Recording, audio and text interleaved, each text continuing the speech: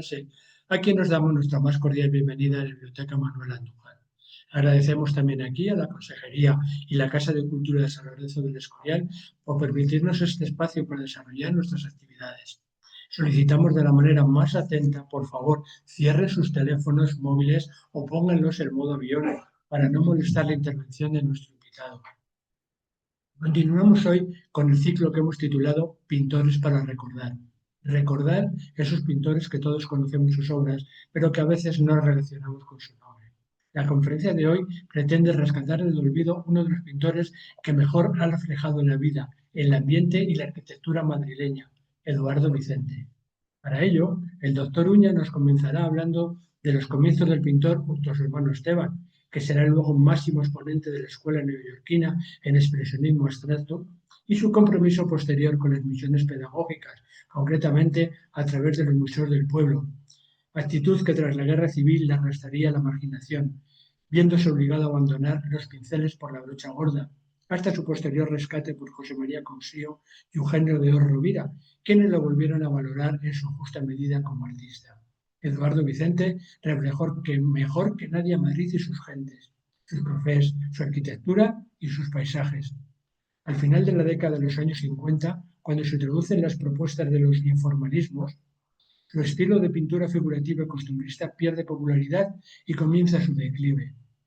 Muere repentinamente a los 59 años en su estudio de García de Paredes, donde fue encontrado varios días después de su fallecimiento por sus amigos de la tertulia del café tras extrañar su ausencia.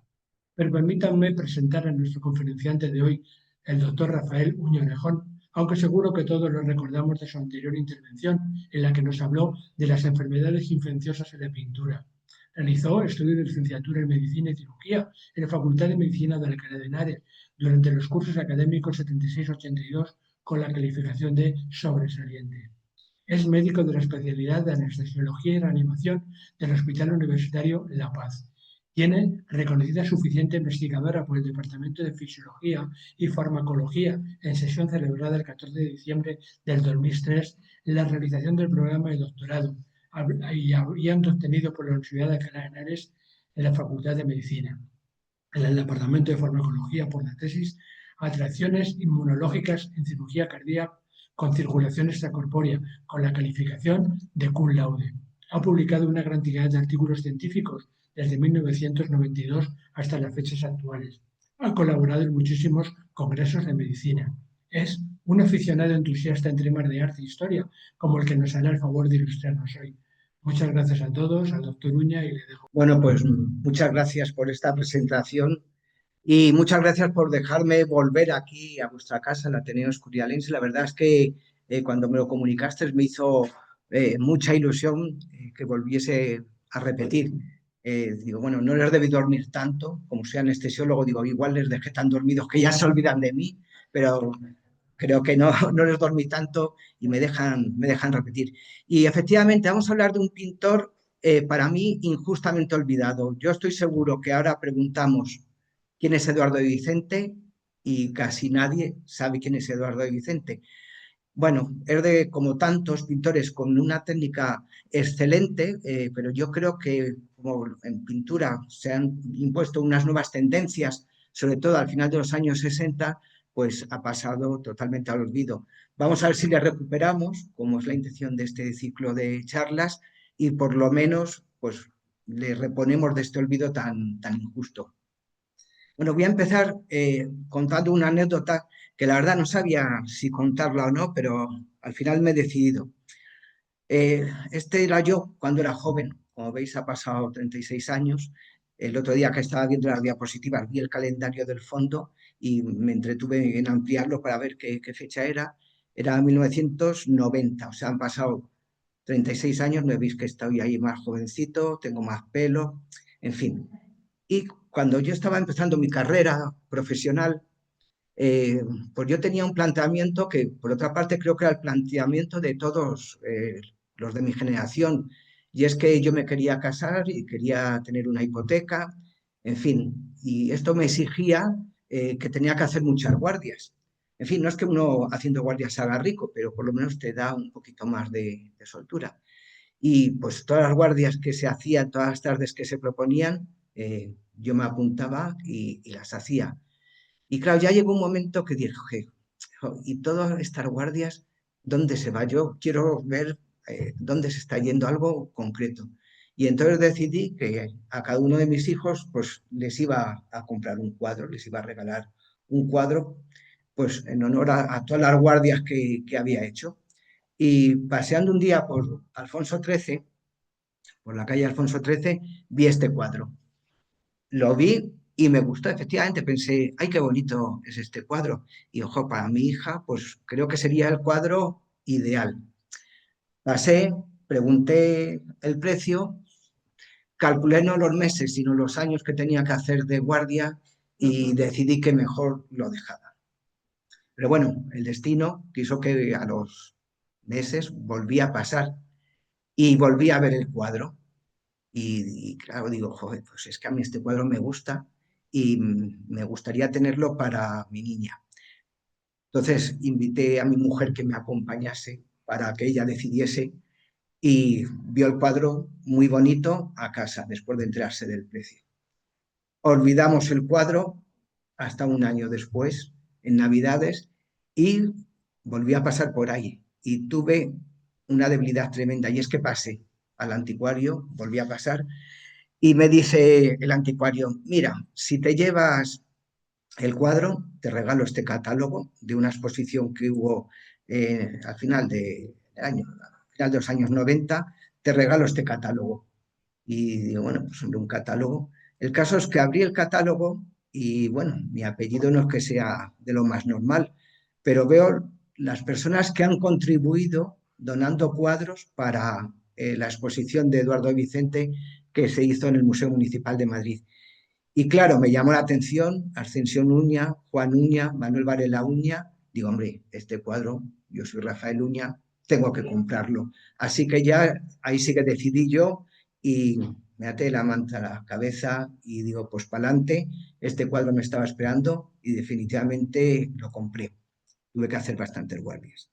Bien, ¿de quién era el cuadro? Pues de Eduardo Vicente.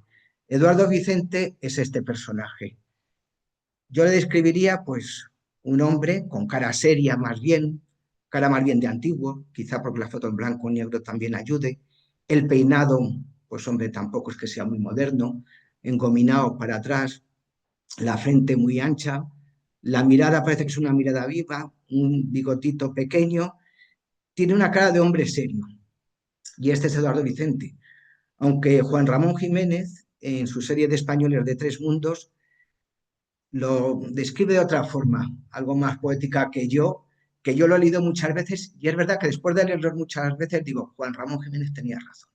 Él dice que era de un olor pastoso, apretado, agudo, de lagar español, tierra de vino, pitillo de matalaúga, cierta rotunda sensación casi musical de pellejo violeta de mosto en verano manchego, colores de cara correspondientes, ojillos picantes, que se encogen está con J, no es por respetar la grafía de Juan Ramón Jiménez, que se encogen en pliegues horizontales, alguna media palabra resbalada en siseo oblicuo, las manos trabajadas, cargadas, pensantes, y enfrente un lienzo, una madera. Yo esto lo he leído muchas veces y al final digo, está muy bien descrito. Este es Eduardo Vicente, efectivamente, este es. Bueno, Eduardo Vicente era hijo de Toribio Vicente, que era un guardia civil, aunque luego dejó la benemérita y estuvo trabajando en el Banco de España, que tenía aficiones culturales e inquietudes por la pintura importante. Y era hijo de Sofía Pérez Álvarez. El bueno de don Toribio llevaba a sus hijos todos los fines de semana al Museo del Prado, porque él era pintor aficionado. Vamos a decir que era un pintor aficionado un poco inocente. Este es el Ministerio de Fomento, según Toribio Vicente, bueno, que veis que es un arte como muy naif, ¿no? Muy inocente. Pero él se dedicaba, cogía los pinceles y a los hijos les obligaba a que el sábado y el domingo fuesen a ver el Museo del Prado. Le salió bien la jugada, porque los dos hijos acabaron siendo pintores. como veréis, uno mucho más conocido que otro. Eduardo es el menos conocido, Esteban más conocido. A ver si me pasa. Eduardo nació en la calle Batalla del Salado, en 1909. Hizo los estudios primarios en la calle León y estudió el bachiller, como tantos jóvenes de la época, en el Instituto de San Isidro. Los que le conocieron de esta época de adolescente, pues le describían como un atractivo especial, era tímido pero era guasón, era bohemio, desprendido y muy generoso. Aquí vemos un autorretrato que está en el Hotel Las Sirenas de Segovia. Ya hablaremos, Eduardo Vicente tiene mucha pintura, lo que se llama también de trazo grueso, ¿no? Son pinturas murales en edificios públicos. Y esta es una de las primeras pinturas siendo adolescente, pues que se retrata, le veis con una boina, la pelambrera propia de quien la tiene, de los jovencitos, y aunque es muy joven, pero está con esta mirada como mantenida, como diciendo, aquí estoy yo, soy Eduardo Vicente, atención, digamos con cierta impulsividad, ¿no? El primer estudio lo compartió con Esteban Vicente, que era su hermano. Y como se ha dicho ya, Esteban Vicente empezó junto con Eduardo, pero luego, tanto por sus ideas y sus pensamientos en el arte y en prácticamente todas las cuestiones de la vida, pues divergieron mucho. Esteban Vicente acabó siendo el líder de la escuela expresionista de Nueva York. Después de la guerra, emigró a Nueva York, vivió muchísimos años, 90 y pico, y es una persona muy reconocida, quizá más en Estados Unidos que en España. Y compartió también el estudio con Juan Bonafé. El segundo estudio, en el año 1924, lo tuvo en el Paseo del Prado y era el antiguo estudio de Federico Madrazo.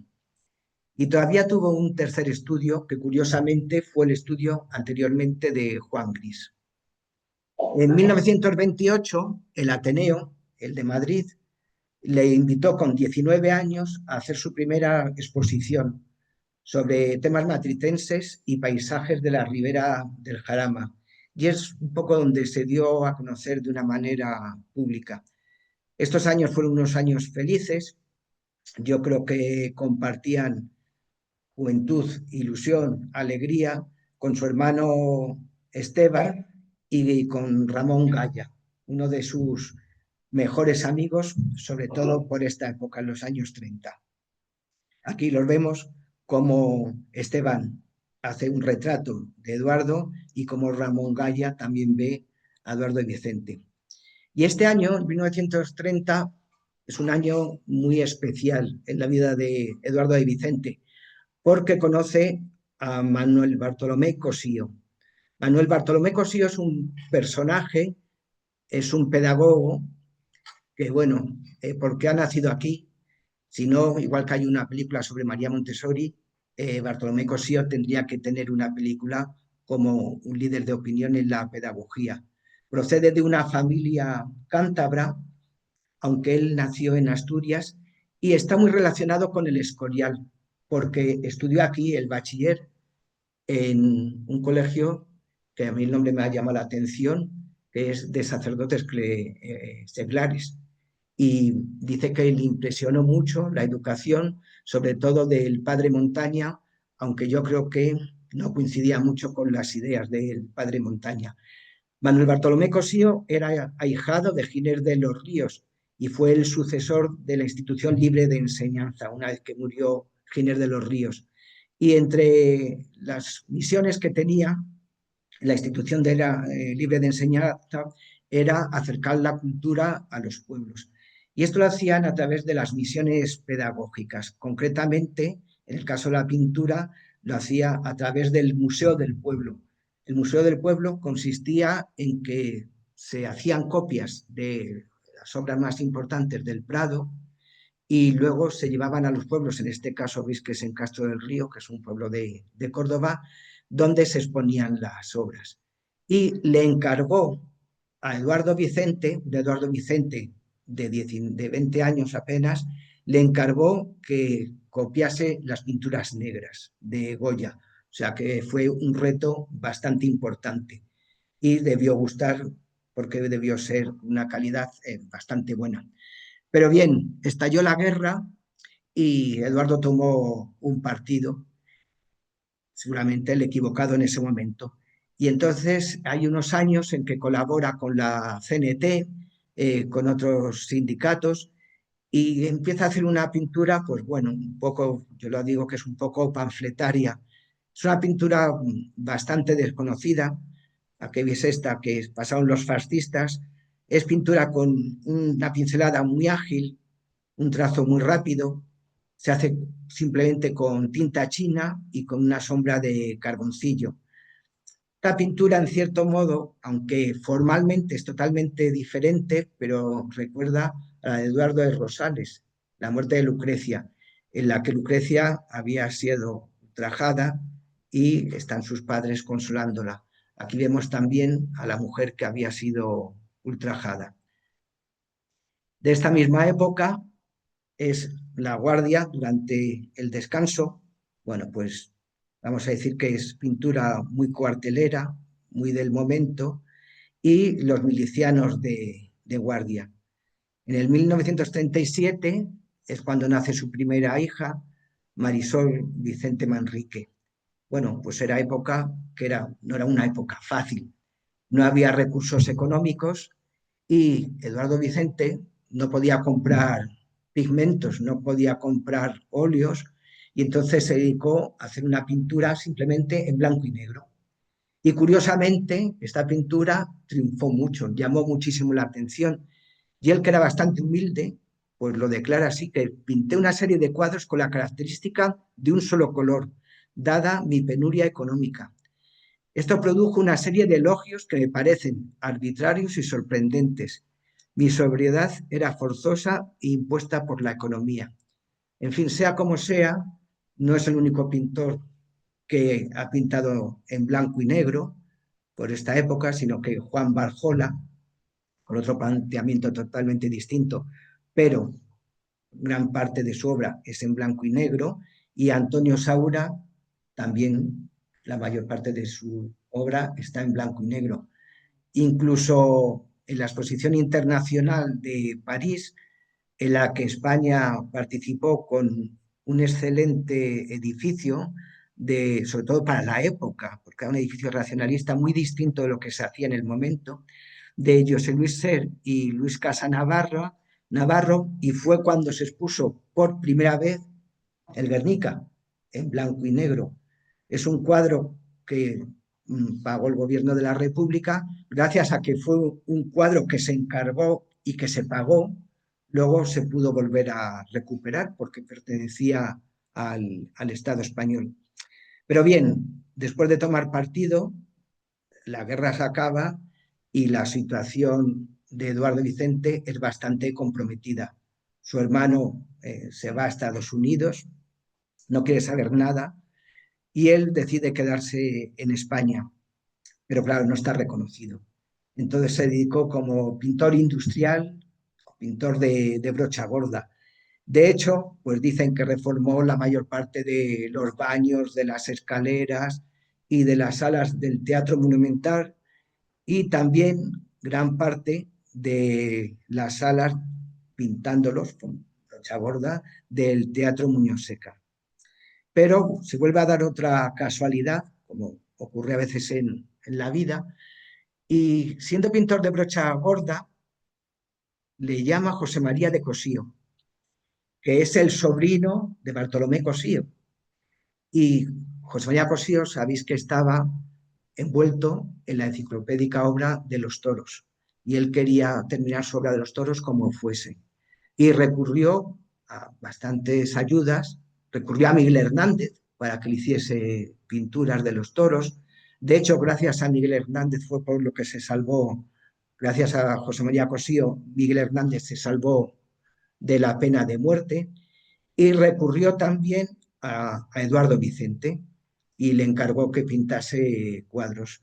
Pintando temas taurinos, conoció a Eugenio d'Ors Rovira, que fue el fundador de la Academia Breve de Crítica de Arte, y le propone, olvidando su pasado de rojerío, que participe en el Salón de los 11 de la Academia Breve de la Crítica de Arte. Esto para él es una oportunidad increíble porque pasa de ser un pintor de brocha gorda a exponer junto a personas como María Blanchard, que tenía otra forma de entender el arte, pero era reconocida más en París quizá que en España, a Benjamín Palencia, a Pruna y a Grau Sala. Muchos de estos pintores en los que se ha dado en llamar la Escuela de Vallecas, la primera y la segunda Escuela de Vallecas. De hecho, a Eduardo Vicente muchas veces se le encasilla en la tercera escuela madrileña, como si hubiera habido tres escuelas madrileñas. Realmente no ha habido ninguna escuela madrileña. Ha habido la primera y la segunda de Vallecas, y la tercera escuela madrileña pues fue un artificio, digamos, con intereses comerciales, pero no existió como tal la tercera escuela madrileña. Pero bien, aquí empieza otra vez a despegar Eduardo Vicente. También por esa época, 1941, conoce a Aurelio Biosca. Y Aurelio Biosca firma un contrato con Eduardo Vicente por el que se compromete que durante 5 años va a poder exponer en su galería. En 1941 es cuando nace su segunda hija. Y en el 1942 conoce a otro personaje que es crucial en la vida también de Miguel Hernández y de Eduardo Vicente, que es el padre Almarcha. El padre Almarcha, que llegó a ser obispo de León, era un fraile culto, muy interesado por la historia y muy interesado por las bellas artes. De hecho, a Miguel Hernández le abría la biblioteca de su casa a diario, se lo criticaban porque decían, pero ¿cómo deja usted que un comunista entre aquí a su casa? Y el padre Almarcha decía que nunca, por lo que pensase Miguel Hernández, iba a tener ningún problema con él. De hecho, la primera edición de Perito en Lunas la pagó de su dinero el padre Almarcha. Bueno, luego se ha criticado que a lo mejor podía haber hecho algo más por Miguel Hernández, pero el caso es que lo que nos interesa ahora es que conoció a Eduardo Vicente y le propuso, pues yo creo que un poco a modo de penitencia para olvidar sus antecedentes, que pintase para la Catedral de Orihuela. Y en la Catedral de Orihuela pinta 3 cuadros espectaculares, no solo por el tamaño, porque son de 3x3, sino por cómo está el tratamiento que hace.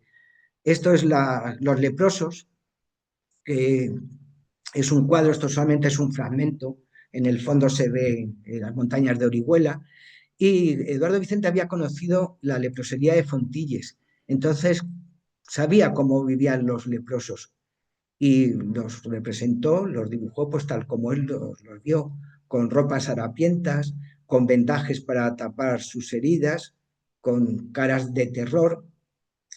Sin embargo, se ve como Jesucristo se acerca a ellos. Acordaos que la lepra se pensaba que era una enfermedad muy contagiosa, aunque no lo era, pero se tenía la idea de que era una enfermedad muy contagiosa.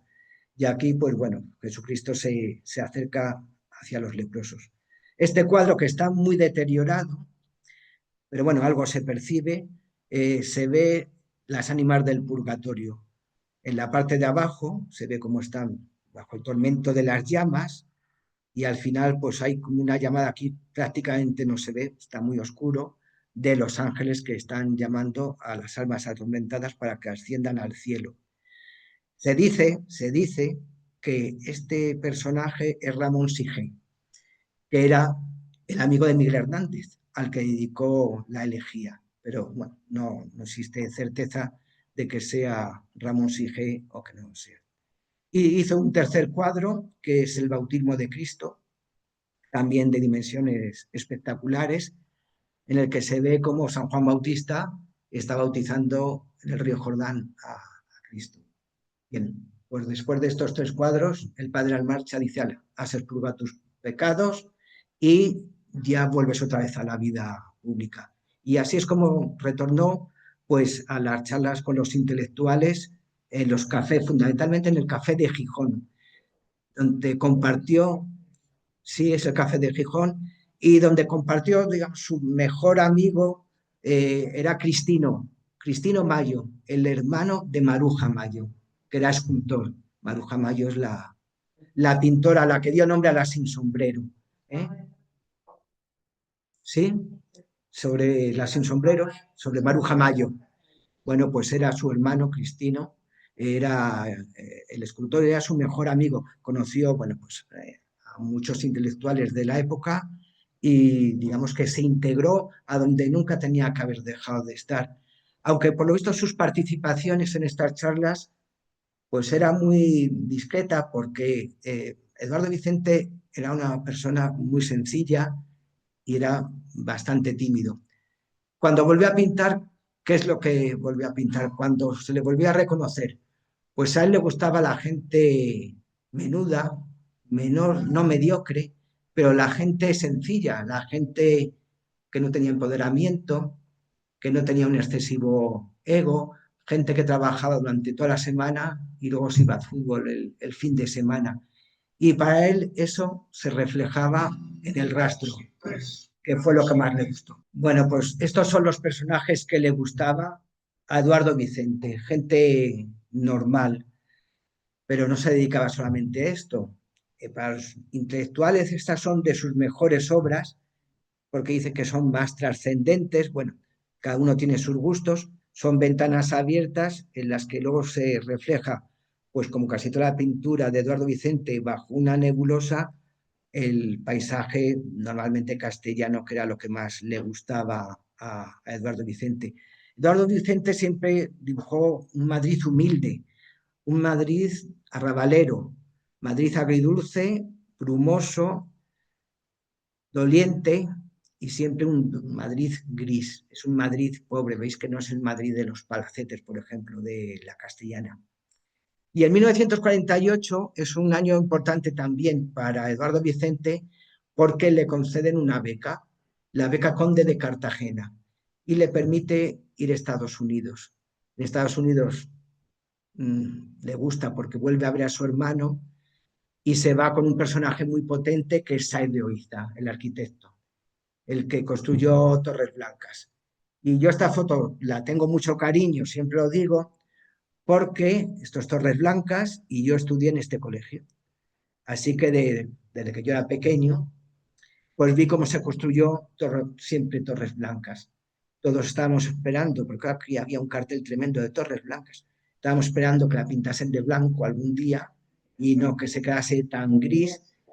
Y estábamos esperando que construyesen una torre gemela, pero se quedó en una sola. Saiz de Oiza, cuando le preguntan por qué se llama Torres Blancas, dice que es que el cemento de Madrid es blanco y que es de este color, que no es blanco, que es gris. Bueno, ahora diríamos que es un edificio brutalista y no diríamos mucho más. Y además me gusta porque justamente enfrente, aquí está, esto es la Avenida América, y aquí sale la calle Cartagena, y hay una callecita muy pequeña, al lado del Club Santiago, no sé si lo conocéis, que es la calle Eduardo Vicente. Y esta es la única referencia que hay en Madrid a Eduardo Vicente. Y ya está. No hay ninguna otra referencia. Sí, totalmente olvidado. ¿Qué pintó en Nueva York? Pues lo mismo que pintaba en Madrid. Personajes menudos, personajes grises. Se interesó por la arquitectura, que siempre le gustó, y por el personaje pues que iba a dibujar, el negro de Harlem, no iba a dibujar personajes grandilocuentes.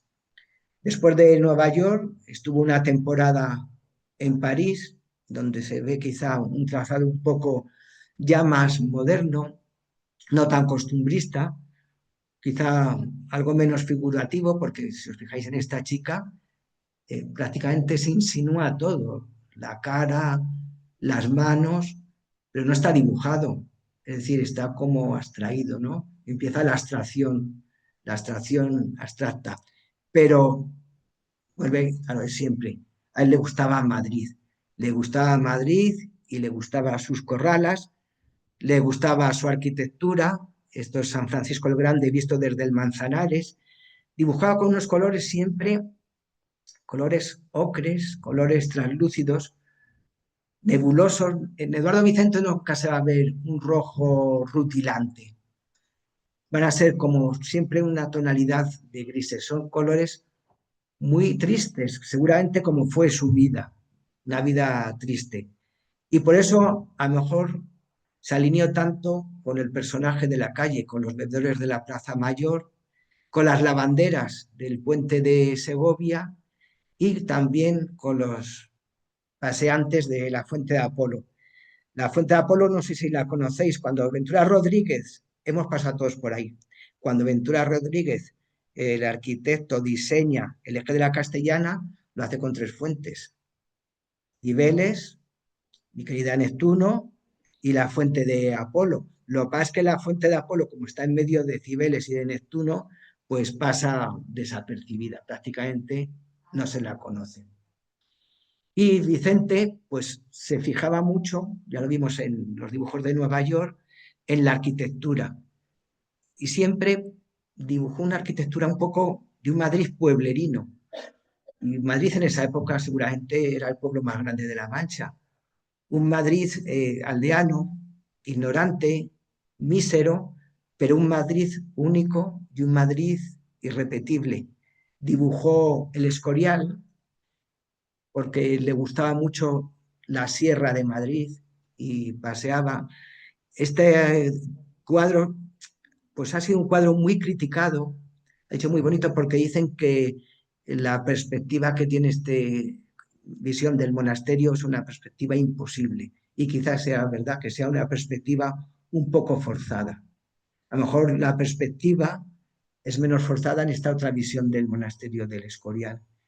Y aquí, aparte del monasterio, quiero llamar la atención que Eduardo Vicente, luego lo veremos, solía dibujar animalitos en muchas de sus obras. Esto no es único de Eduardo Vicente. Velázquez dibujaba perros, Baudelaire dibujaba gatos y Eduardo Vicente dibujaba sobre todo borriquitos, ya lo veremos. Le gustaba el ambiente madrileño, el ambiente del café, del que vivía, la chica esperando, la charla de intelectuales, la pareja conversando y le gustaba también la gente, como Pérez Galdós, como Baroja. Eduardo Vicente le gustaban los tipos que deambulaban melancólicos por Madrid y también las prostitutas, lo que él veía. Aquí están, bueno, esperando, digamos, una forma un poco descafinada de decir que estaban las prostitutas esperando el trato y esperando el negocio. Se alineó con la gente, ya lo he dicho, más humilde, por eso le gustaban los borrachines de taberna, pero decía que dibujó un Madrid triste, un Madrid opaco, pero también un Madrid divertido. Aquí vemos a una pareja de chulapos bailando y este mural que está en el restaurante El Chotis, que está en la cava baja, se puede ir a tomar una cerveza, es un mural inmenso, esto es una parte muy pequeña, es un detalle, pues también dibujó el baile de la bombilla. Por supuesto, los toros.